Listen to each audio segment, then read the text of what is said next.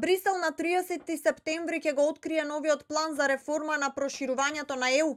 Европската комисија треба да усвои и објави нова комуникација, документ со нови насоки за земјите кандидатки за членство во ЕУ. Според агендата на коледжот на комесари, документот ќе биде усвоен и објавен на крајот на септември, а на 15 октомври за него ќе дебатираат и лидерите на ЕУ за време на самитот на Европскиот совет. Европскиот портал New Union Post пишува дека по една година доцнење насловот на комуникацијата е ревидиран.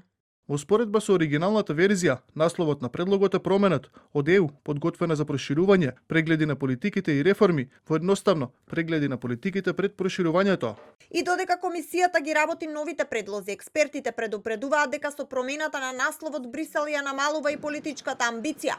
Драган Тилев во 24 анализа предупредува дека новото забрзување на процесот на проширување може да ја остави Македонија во чекалницата на ЕУ. Во пресрет на новите предлози на комисијата, но и пораките на еврокомесарката Кос дека официјално Скопје не треба да чека гаранции од ЕУ, Тилев предлага усвојување на закон за заштита на идентитетот кој би служел како правен штит против било кој притисок. Е дојдено можеби она време кога е потребно да кажеме гаранциите самите ќе треба да си ги дадеме, односно да ги подигнеме тие зидови бедеми преку кој не може да се поминува. Говориме за закон за заштита на идентитетските белези во текот на пристапните преговори и неприфаќање во текот на пристапните преговори воопшто да се дискутира за тоа, па дури тоа да биде да подлежи на дури на кривична одговорност доколку такво нешто се случи. А професорот по уставно право Светомир Шкарич пак во интервју за телевизија 24 вели дека протоколот 2 со Бугарија ги преминува границите на записник. Не е